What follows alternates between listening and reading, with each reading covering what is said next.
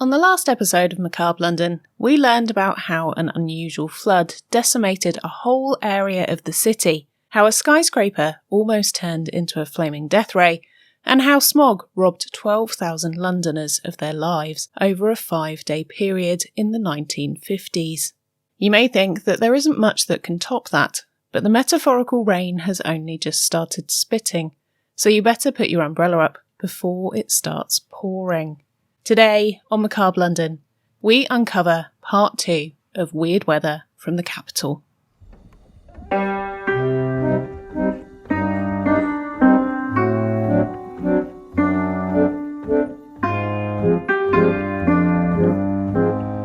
Whenever you're planning a day outside in London, it's always sensible to be suitably dressed for whatever the city's climate might happen to throw at you.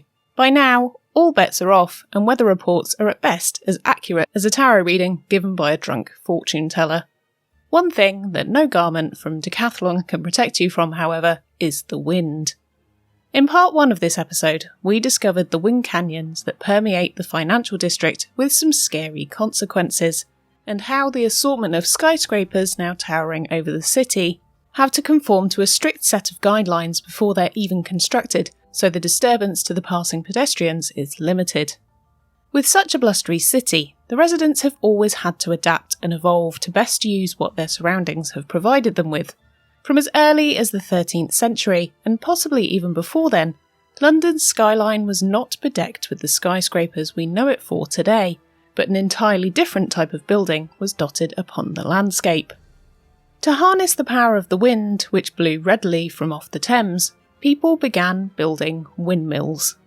Pretty much every London borough has at one point had a windmill as part of its landscape.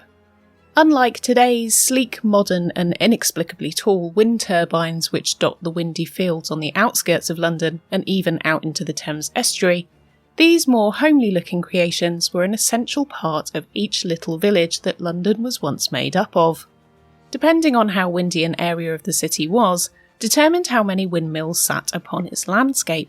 Some areas had well over 6 windmills, and in Clerkenwell in Islington alone, 15 windmills have stood upon its soil over the years, with the first one on record popping up in the 1500s. Clerkenwell has been an area over the years which has had a varied past of being well-to-do and also all-out grotty. When the original London Wall stood, Clerkenwell was just outside of its barriers, and therefore its jurisdiction.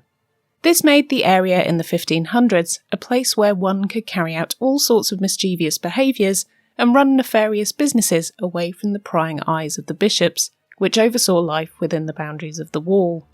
This equally meant this lawless area was more profitable for those running their own evil empires, as they were well aware that they wouldn't have to forfeit any of their takings to them. Think of it like tax dodgers today, but like the opposite of that, and good. Instead of padding the bishop's fat pockets and allowing the church to unfairly skim off the top, profiting from the professions they condemned, they were effectively making areas safer and more enriched, and even better, able to keep the money for themselves. This area saw a boom in its sinful trade over the remainder of the 1500s and became so famous that it even made it into Shakespeare's play, Henry IV Part 2, Electric Boogaloo, where one of the characters brags about his conquests on Turnbull Street, the most infamous brothel-lined street in the area. In 1604, a new river was brought into Clerkenwell. Seemingly working on its independence from the London within the wall which had the Thames, Clerkenwell decided it would build its own river. In order to supply the residents of that side of London with clean and fresh drinking water, a new man-made river was created which harnessed water from a source in Hertfordshire, bringing it to a circular reservoir, which in turn used a network of wooden mains which allowed many more people to drink fresh water. This in turn meant that clean water could now be delivered straight into your home, something which was completely revolutionary, and as such, this brought those seeking better standards of living into the area. You may think that gentrification is a relatively modern creation, but in fact it has been going on in London since at least the 17th century.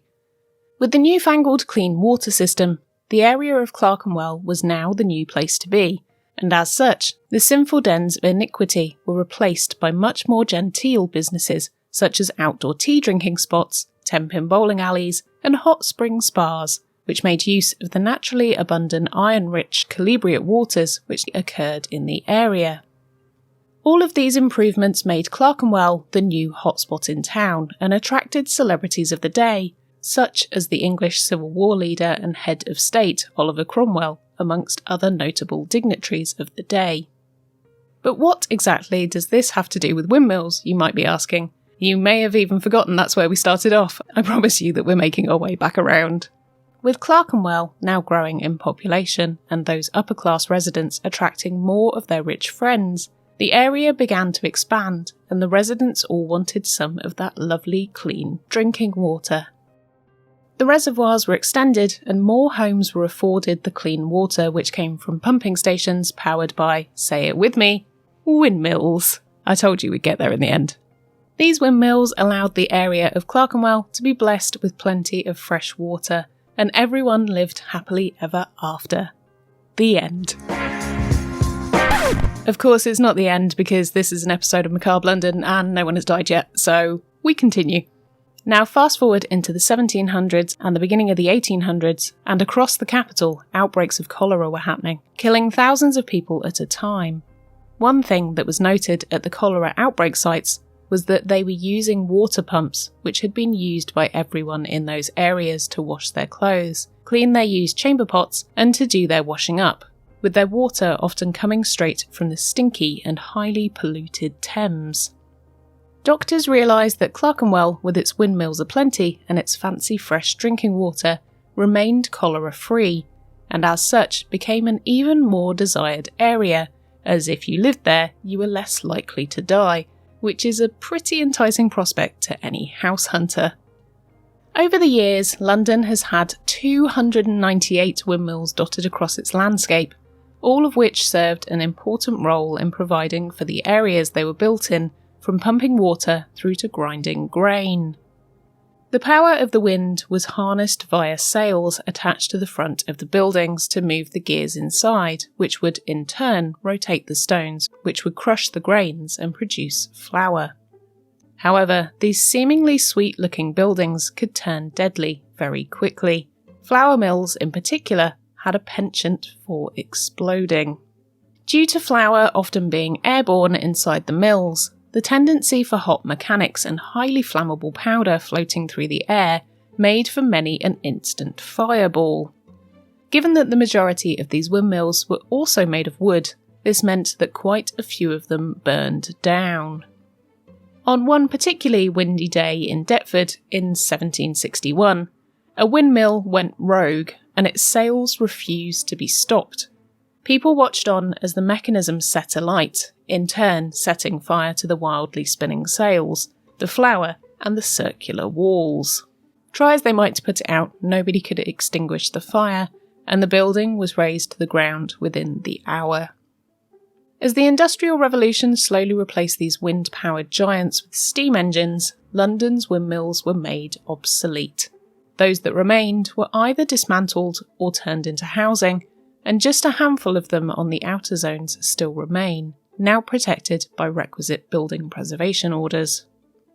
Londoners have always been plagued by bad weather, and since the invention of chimneys, the wind played a part in regularly causing fatalities by collapsing them, causing those walking through any built-up area to constantly be wary of what might be falling from the sky at any given second. If it wasn't someone emptying a chamber pot from an upper floor, it could be an assault from a tumbling pile of bricks. Luckily, with better building standards and the likelihood of being sued from any falling debris, standards have improved and it's now far less likely to have an errant pile of bricks come tumbling down upon you. When one storm that rattled through the city in 1696 caused Church Wall to tumble, it revealed beneath it many of the graveyard's long-dead inhabitants' final resting place. Coffins erupted out of the ground, and curious passers-by began to gather, interested to know what various states of decay the residents were in, and short on entertainment, people pried open the lids to take a peek. Not long after the desecration of the dead, a mysterious fog appeared above the Thames. It swelled, growing larger and larger, until it formed into a circle hanging in the air before it ascended into the sky. No one could explain exactly what the strange misty object was, but it was thought that the tampering with the dead brought about an evil presence above the river. Another theory was that this was a calling card that the storm had been manifested by the many people practicing black magic in London at that time. No one fessed up to creating the strange mist, and as such, the mystery has never been solved. However, I have my theories that this may have been a waterspout created by the storm, but back then, no one knew what the phenomenon was called, so calling it a black magic cloud seems far more obvious. But bad storms weren't the only event which could cause parts of London to tumble. One night, the whole of London seemingly started to crumble for no apparent reason. As people laid in their beds, they were awoken by the sound of bells ringing, but it was the middle of the night and the churches were empty. Not knowing what was happening, people rushed into the street, where they were treated to a cacophony of falling debris, churches crumbling, and houses collapsing into rubble in front of their eyes. This was an earthquake. Throughout the Elizabethan period, London would experience 3 earthquakes, which would see people lose their homes, workplaces, and some even lost their lives. Strangely, the earthquakes seem to have a regularity to them, as 2 of the 3 happened on Christmas Eve, 4 years apart, but a strange coincidence nonetheless. At this time, no one knew what an earthquake was, particularly in England, and as such, everyone that felt the tremors for themselves had some kind of theory for what the phenomena was, and those theories mainly pertained to God being angry. Even though these earthquakes had been pretty bad for all involved, it wasn't until 1750 that Londoners would feel the worst one yet. On February the 8th, at around lunchtime, many people were jolted from their afternoon tea when an earthquake began and lasted for around a minute, the epicentre of which was at London Bridge. Before the earthquake hit, people saw bolts of blue light shooting up from the ground before the earth began shaking and people began fleeing, thinking they were about to be swallowed whole by the ground. Racking up at 2.6 on the yet-to-be-invented Richter scale, this type of earthquake wouldn't be a problem for today's modern buildings, but back in the Regency period, houses were not constructed so sturdily and often poorly maintained. As a result, chimney stacks fell, buildings were damaged, and many people were trapped under fallen rubble, with many suffering injuries. However, this was the first of 7 earthquakes which occurred across the whole country just in 1 year. When quake number 2 hit London exactly 1 month after the first, on the 8th of March, people began to think this was going to become a regular monthly occurrence. This wasn't helped by the fact that many prophets and astrologers had begun spreading the word far and wide that the end was nigh, and that the 3rd quake would be the worst and probably wipe out anything and everything. To avoid the danger of being inside their houses and thus risking the threat of being crushed under the rubble, mini towns popped up in the city's parks on the 7th of April in readiness for the expected quake on the 8th. The poorer residents had to make do with just being outside, without shelter, crowding together on Hampstead Heath, Clapham Common and Lamb's Conduit Field, a cricket ground in Lambeth.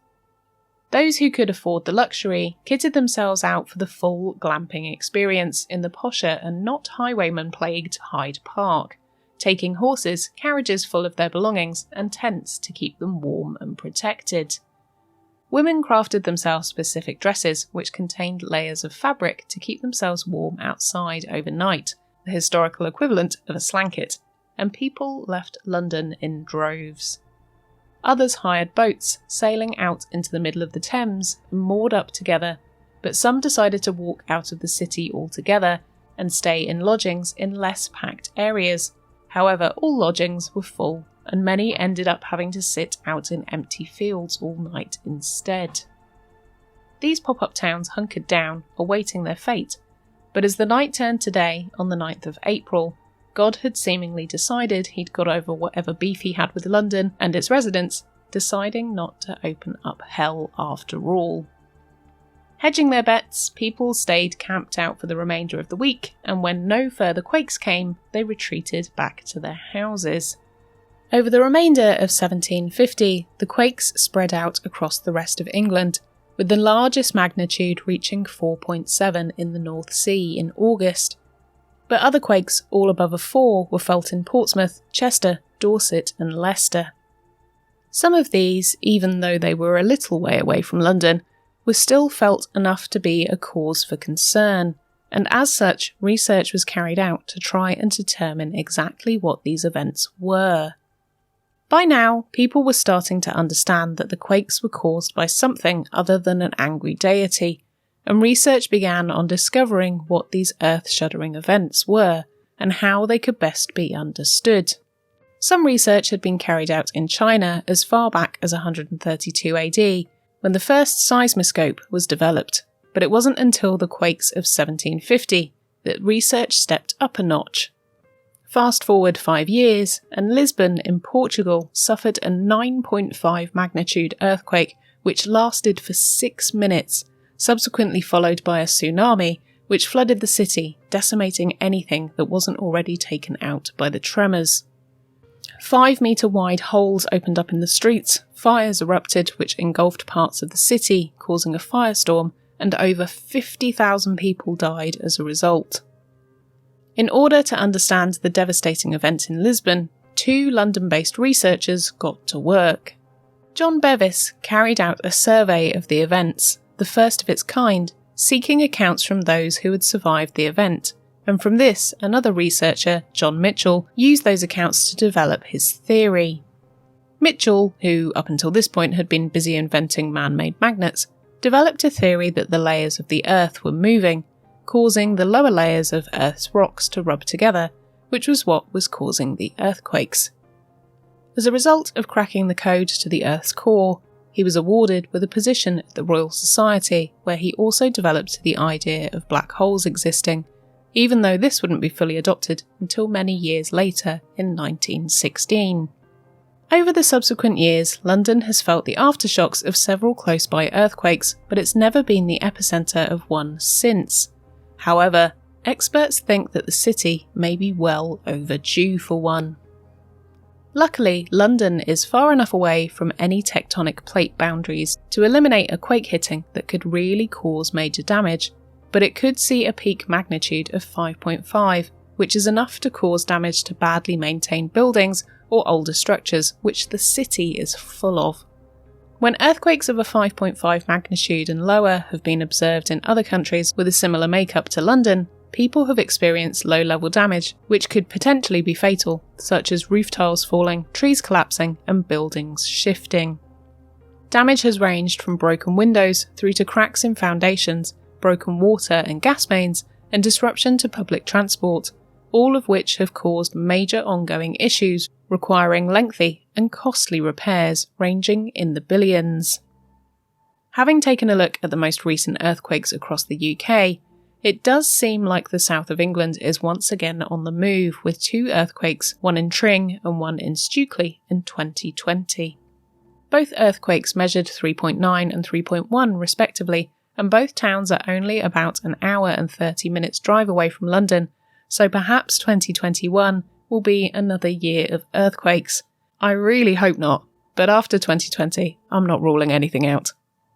London may have seen its fair share of bizarre weather over the years, and for many, that may be a reason to stay away from its streets.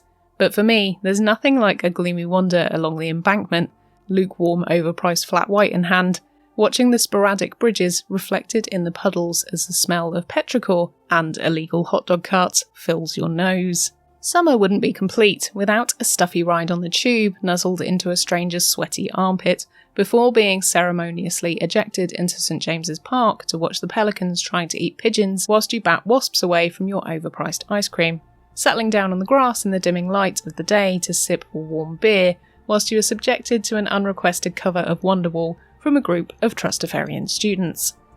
There's something about the weather in London which makes it a main character in the city's story.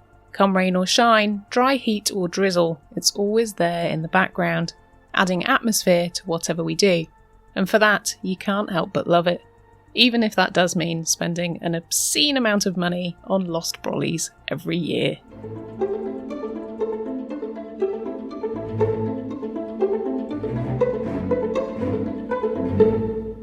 Thank you for joining me for today's episode. Now you've heard all about London's weather, why not tell me your favourite time of year to visit the city? And if you've never visited, why not let me know your ideal day here? For me, it's definitely a nice warm evening in the park with a beer or headphones in, soundtrack from Amelie on, and a walk in the drizzle along the embankment. You can't really beat it. If you enjoyed this episode and you'd like to help support the show, then you can do so by signing up to my Patreon, where you'll receive goodies and extra content in return for your kind support. You can give a one-off tip via PayPal or the Acast supporter link, or if you're not in a position to do that right now, then you can just spread the word and tell your friends. It all means so much, and it's so nice to see more and more people appearing on Patreon, as it lets me know you want to have more content from me. Lots of you have been dropping by to say hi and letting me know you're enjoying the show recently, and it's so nice of you to take time out of your busy schedules to do that, and I really appreciate it. And it really does help to keep me producing things.